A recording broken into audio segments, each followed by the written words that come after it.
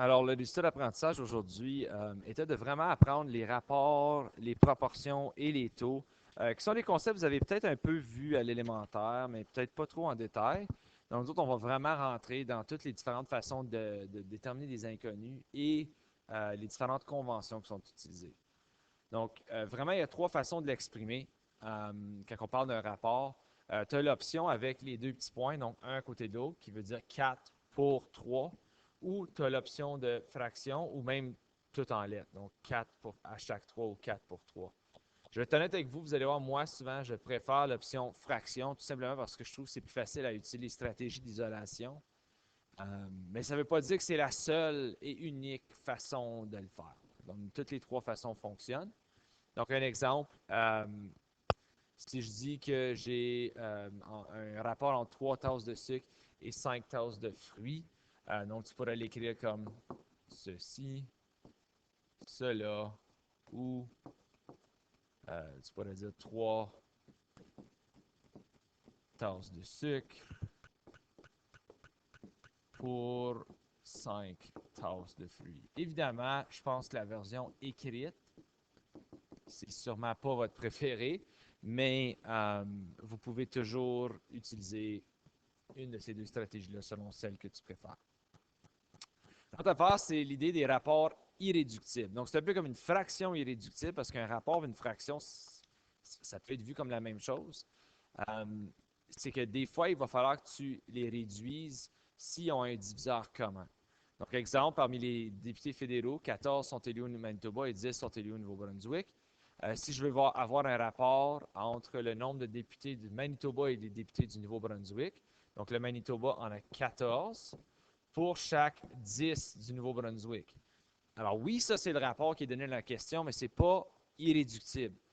S'ils ont un multiple commun, je peux réduire cette fraction-là. Donc, je regarde ici, 14 et 10, ils ont un multiple commun de 2. Donc, les 2 se divisent par 2, ce qui va me donner 7 pour 5.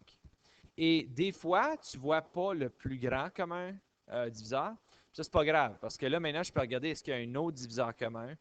Mais dans ce cas ici, non. Hein? Donc, 14 dixièmes, c'est la même chose que 7 cinquièmes. Donc, il y a 7 députés du Manitoba pour chaque 5 députés du Nouveau-Brunswick. Donc, juste un autre exemple ici. Donc, si j'ai les Penguins de Pittsburgh qui ont connu 40 victoires, 24 défaites et 18 matchs nuls, donc vous savez que c'est super daté cet exemple-là parce que les matchs nuls, ils n'existent plus. Donc, je vais écrire un rapport irréductible entre les victoires et les défaites. Donc, c'est 40 victoires pour chaque 24 défaites. Là, tu regardes, OK, ils ont des multiples communs. Moi, je vois que les deux, c'est des multiples de 4. Donc, je peux diviser par 4 en haut et en bas. Donc, ça va me donner 10 sur, et en 24 dire 4, ça serait 6. C'est ça de ce que je dis. Des fois, tu n'as pas vu le plus grand multiple commun parce que là, je suis comme, hey, il y a aussi un autre multiple commun de 2 entre ces deux ici. Donc, c'est 5 pour 3. Fait qu'en réalité, dès le début, il y en a qui auraient vu tout de suite, ah, il y a un multiple commun de 8, j'aurais pu diviser par 8. Mais si tu ne le vois pas, tu peux simplifier d'une façon, j'ai fait diviser par 4, puis ensuite tu pourrais diviser par 2 pour donner 5 tiers. Aussi, quand on parle de proportion et rapport équivalent, on peut l'utiliser pour trouver un inconnu. À cause, comme on a mentionné, un rapport irréductible, ça veut dire qu'il y a plein de rapports qui sont la même chose. Exemple, 1 pour 2 et 2 pour 4, c'est la même chose. Right? Il est tout simplement 2 fois plus grand, ce rapport-là, mais c'est le même rapport. Si je réduis 2 pour 4, ça va devenir une demi. Donc, si on regarde ici, j'ai 1 pour 3 et 2 pour blank. Donc, pour faire ceci, il faut que tu observes, ben, le plus grand est combien de fois plus gros? Tu compares des pommes avec des pommes. Tu ne peux pas faire le 3 et le 2. Là. Donc, tu regardes le premier de chacun, donc le 1 et le 2. Bien, le 2 est 2 fois plus grand. Donc, pour garder le même rapport, il faut que le 3 aussi soit 2 fois plus grand, ce qui va donc me donner 6. Là, même chose, je vais faire C en bas ici. Donc là, j'ai 24 pour 48, puis quelque chose pour 2. Donc là, tu regardes, OK, le 2, Puis le 48, combien de fois plus grand est-ce que le 48? Donc encore, je regarde toujours vers le plus gros, du plus petit au plus gros. Puis là, si tu ne le sais pas, il y en a qui le voient tout de suite, là, mais si tu ne le sais pas, c'est une bonne idée de se rappeler qu'est-ce que c'est la division. La division, c'est le contraire de la multiplication. Fait que, exemple, je sais que 8 divisé par 2, c'est 4. Parce que 4 fois 2, c'est 8. Okay? Donc, c'est un peu ça la logique. Donc, si je veux savoir 2 fois quoi donne 48, bien, tu fais 48 divisé par 2. Oh, par là. Ce qui va te donner 24. Donc, ça, c'est 24 fois plus grand. Ce qui veut dire que celle-là aussi doit être 24 fois plus grand. Donc, ça, c'est tout simplement 1. Parfois aussi, tu le vois comme un terme manquant. Donc, 30 pour 24 égale à x sur 8. So, tu peux user des rapports équivalents ou tu peux utiliser une deuxième solution que je vais vous montrer dans un instant qui s'appelle la multiplication croisée. Donc, premièrement, moi, personnellement, n'importe quand je vois un exemple comme ceci, j'ai pas mal tendance à vouloir le mettre comme une fraction. Je trouve juste que c'est plus clair pour moi. Donc, 30 sur 24 est égal à x sur 8. Fait qu'ils sont égales. Alors, il faut que tu trouves la valeur de x qui va faire que c'est le même rapport. Donc, encore une fois, tu veux savoir ça, c'est combien de fois plus grand. Alors, tu regardes, tu n'es pas sûr, tu fais 24 divisé par 8. Il est 3 fois plus grand. Donc, ça aussi, c'est 3 fois 3. Alors, donc, ceci, ça veut dire donc, là, les trois petits points, x est égal à 10. Parce que 10 fois 3, c'est 30. La deuxième méthode que vous pouvez utiliser, c'est celle de la multiplication croisée. Donc, 30 sur 24 égale x sur 8. C'est la multiplication croisée, ça fonctionne quand ton inconnu est en haut de ta fraction, qui est sur le numérateur. Tu pars de celle en bas, tu vas au travers, puis tu descends. Donc, quand tu traverses comme ça en croisée, c'est une multiplication. Puis quand tu descends, c'est une division. Donc, ça va devenir 8 fois 30 divisé par 24, qui est mon x. Puis là, regarde bien, 8 fois 30, celui-là, n'oubliez pas, il y a comme une parenthèse sous-entendue avec le rho, typiquement, mais ça ne veut pas dire que tu ne peux pas faire dans une ordre différente. Là. Donc, 8 fois 30, c'est 240, divisé par 24, 10. Donc, x est égal à 10. Alors, la multiplication croisée, c'est absolument un outil très utile. C'est un truc, par exemple. Il y a pas comme, il y a une logique mathématique, mais ce n'est pas comme faire de l'algèbre. C'est un truc qui fonctionne. Tu peux utiliser la solution de ton choix. Mais là, par exemple, si l'inconnu est en bas du rapport, alors je regarde 30 pour x égale 15 pour 14. Donc là, je ferais OK. 30 pour x est égal à 15 sur 14. Là, mon x n'est plus en haut, donc je ne peux pas utiliser la multiplication croisée. Je veux dire, je pourrais absolument faire les rapports équivalents. Donc, je pourrais dire fois 2. Donc, ça aussi, ça va être fois 2. Ce qui veut dire que x va être 2 fois 14, qui est 28. Donc, le x serait 28 dans cette situation-là. Mais des fois, c'est comme des fractions, des choses comme ça, ou des décimaux, puis c'est un petit peu plus difficile à voir. D'où vient la stratégie du Crazy Z? Donc, le but du Crazy Z, c'est de créer, ou Crazy Z si tu veux, c'est de créer la lettre Z tout en partant de ton inconnu. Puis ça va dicter les opérations qui vont avoir lieu. Puis ça peut aussi remplacer la multiplication croisée parce que c'est essentiellement la même stratégie, juste appelée différemment. Donc, pour faire le Crazy Z, c'est que tu pars de ton inconnu, tu te rends au premier chiffre à côté, tu fais la croisée, puis tu complètes ton Z. Donc, remarquez, c'est un Z. Puis là, n'importe quand que tu traverses comme ça, c'est une multiplication. Puis la deuxième opération, c'est toujours une division. Donc, je pourrais dire que n, c'est 1,5 fois 10 divisé par 4. Alors là, je peux prendre ma calculatrice.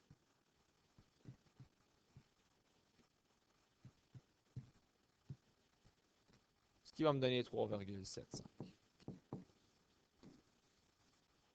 De l'autre côté, encore, regardez là, on pourrait absolument faire la multiplication croisée, mais le Crazy Z va fonctionner également. Fait que tu pars de ta lettre, tu vas celui à côté, tu fais un Z. Donc, quand on traverse, c'est une multiplication, puis ensuite, c'est une division. Donc, ça veut dire que A, ça serait 24 fois 5 divisé par 12. Oh, pas là, j'ai bien les choses. Là. OK. Ce qui veut dire que mon A est 10 dans ce cas ici. Là, par contre, ça devient un petit peu plus compliqué des fois. Parce que là, n'importe quand tu as une situation de rapport, tu veux écrire ton rapport en premier. Donc, tu veux écrire qu'est-ce que tu as dès le début. J'ai un appareil photo qui coûte 175$. Ty et son frère se partagent le montant de la facture selon un rapport de 2 pour 3. So, Ty va payer 2 parts, puis son frère va en payer 3. Quel est l'apport de Ty? So, souvent, moi, ce que je dis aux gens, c'est OK, écris qu'est-ce que tu as là. So, j'ai le rapport de Ty et son frère, qui est 2 pour 3. OK? Mais là, je veux savoir combien est-ce qu'ils vont payer, mais je ne le sais pas et je ne le sais pas. Right? Tout ce que je sais, c'est que le total est 175$. Donc, quand tu as une situation comme ça, où tu ne connais ni aucune des valeurs dans le deuxième rapport pour créer ton égalité, tu veux, ou comme on te donne le total, tu veux mettre le focus sur le total. Donc, oui, c'est 2 parts pour chaque 3 parts. Mais en tout, ça fait 5 parts. Right? Parce que 2 plus 3, 5. Ça veut dire qu'il y a 5 parts qui doivent être payées en tout, du 175$. Donc, je peux aller figurer combien est-ce que ça coûte une part. Parce que 175 va être divisé en 5 parts. Donc, je peux faire 175 divisé par 5 pour figurer une des parts, c'est combien? 35$. Donc, chaque part est 35$. Il y en a 5 en tout. So, Ty, il paye 2 parts. Donc, la part de Ty, c'est 35$ fois 2 parce qu'il en paye 2, ce qui fait 70$. Alors, Ty va payer 110$, son frère va payer 105$ dans ce cas ici. Il y a une deuxième stratégie, parce que ça dépend de ton enseignant. Certaines vont le montrer d'une façon. Moi, je le montre, pour moi, c'est plus comme ça, je le vois comme une logique. Mais il y a aussi des trucs que vous pouvez utiliser pour le faire.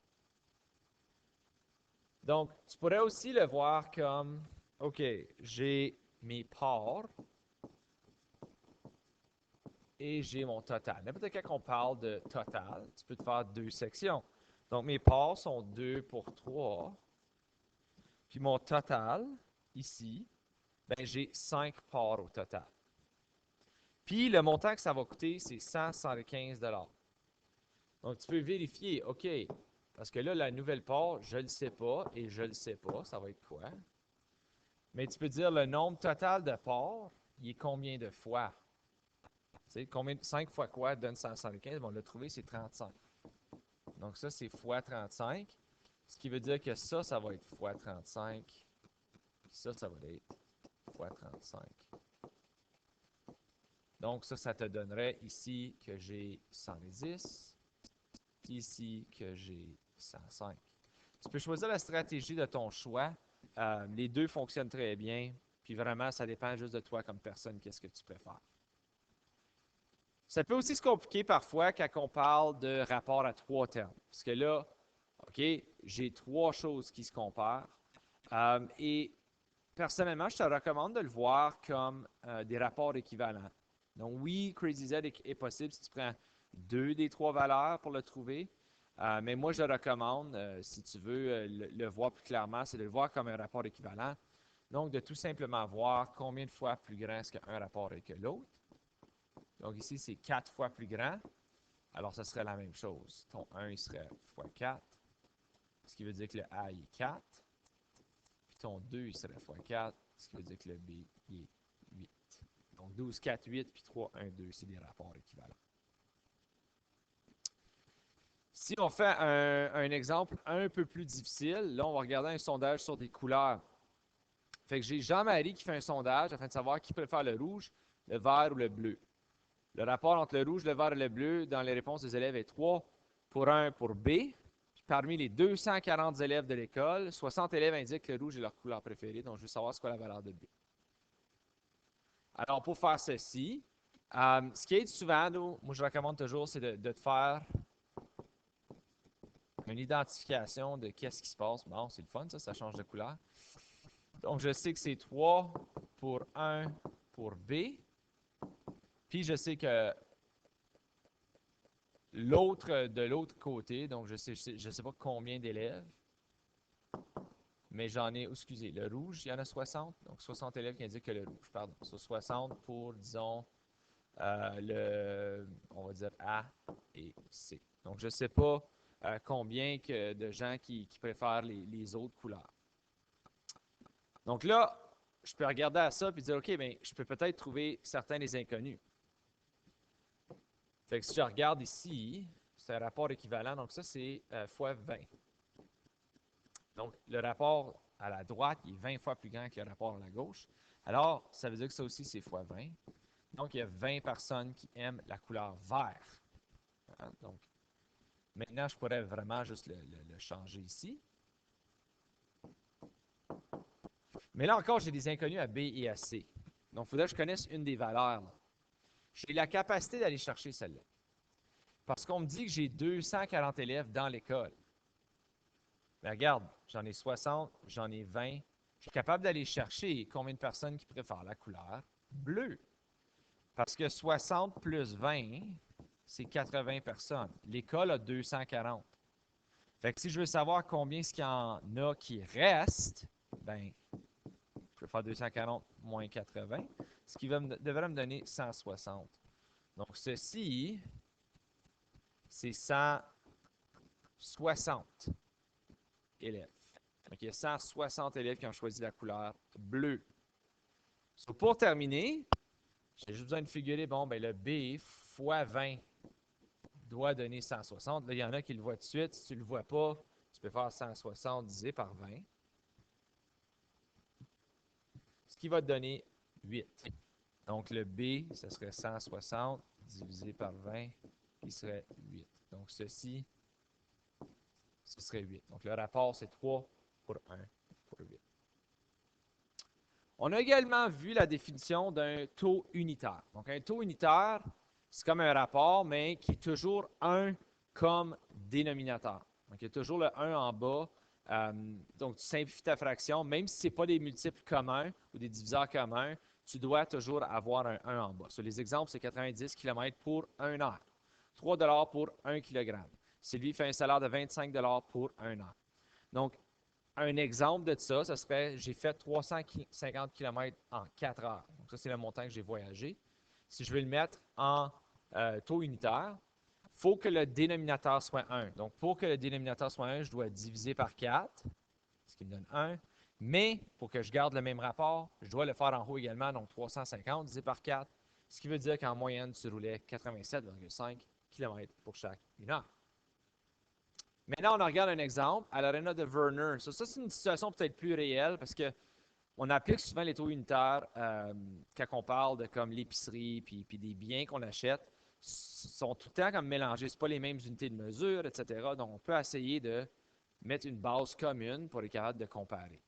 Donc, si à l'Arena de Werner, un sac de maïs de 200 grammes coûte une pièce, puis un sac de 750 grammes coûte 210, lequel représente le meilleur achat? Donc, ce que j'essaie de comparer, c'est j'ai 200 grammes. Sais-tu quoi? On va mettre le dollar en haut. On va mettre l'argent en haut parce que c'est ça qu'on veut comparer. On veut savoir combien que ça me coûterait pour 1 gramme. Donc, j'ai 1 $ pour 200 grammes.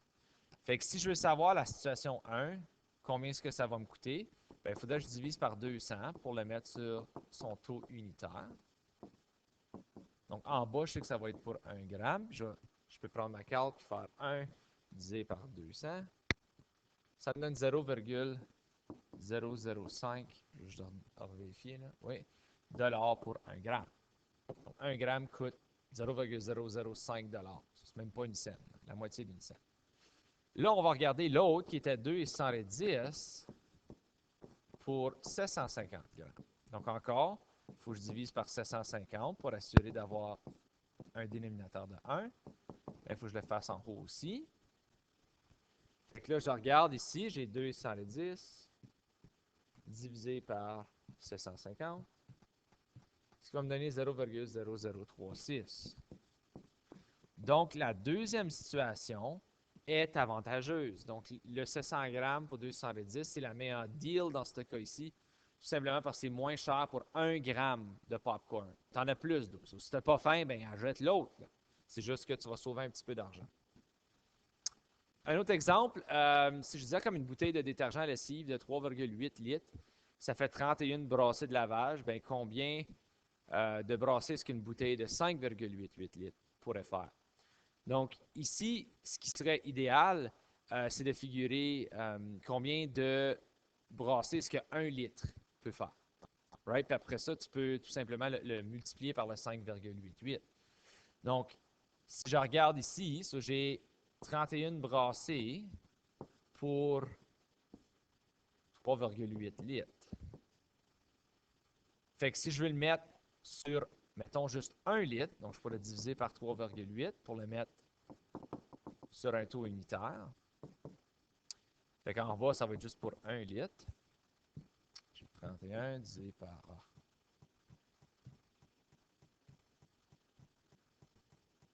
Là, je vais arrondir à 8,16. So, je peux faire 8,16 brassé avec 1 litre de détergent. Donc là, pour 5,88 litres, ben si 1 litre, c'est 5, tiens, regarde, je vais le faire comme ça. Là. Je vais mettre le 8,16 sur 1. Ben, je veux maintenant que ça devienne sur 5,88. Donc, je veux savoir qu'est-ce qu'il faut faire ici. Ben, c'est pas trop compliqué. Ça, c'est fois 5,88. Donc, je fais encore la même chose en haut, fois 5,88. Alors, je regarde ce chiffre-là. Puis vraiment, avec ta carte, tu peux regarder le plus de détails possible. Tu n'as pas besoin d'écrire 8,16. Tu peux regarder tous les chiffres et tout simplement faire fois 5,88. Puis, ça me donne 47,97. Donc, tu pourrais faire environ 50 brassées avec ceci. Le dernier exercice, c'était une résolution de problème parce qu'il y avait comme quand même des choses un peu avancées avec ceci, puis tout le concept des formules de volume et des solides. Donc, on avait une pyramide et un prisme qui ont une base pentagonale identique. OK, c'est pentagonale. Là, j'ai un prisme, là, je vais essayer de le faire. Là, avec mes super talents d'art visuel. Je pense pas que ça va faire une bonne job, mais en tout cas, vous voyez le point. Puis j'ai aussi une pyramide qui a cette base-là. Là, good luck avec ça, monsieur. OK. Ils ont les deux, c'est pas beau. Les deux, ils ont une base identique qui est 25 mètres carrés. Donc, l'aire de la base est 25 mètres carrés. Et ils ont la même hauteur. Donc, pas grave quelle hauteur que tu veux comparer. Je veux savoir c'est quoi le rapport entre leur volume. Fait que là, tu pourrais. Il y en a qui vont dire, ben, comme la hauteur n'est pas donnée, monsieur. Oui, mais tu as les formules. Hein? Donc, oui, ce n'est pas une pyramide à base pentagonale. Je suis d'accord. Mais, tu peux regarder aux formules de base. N'importe quand que c'est un prisme. Ça inclut aussi les cylindres, les cubes. C'est l'aire de ta base fois ta hauteur. Toujours. Fait que mon prisme ici, je vais le mettre en vert, c'est toujours son volume, c'est toujours l'aire de la base fois la hauteur. So, l'aire de la base, on l'a donné, c'est 25 fois la hauteur. Okay. Toutes les pyramides,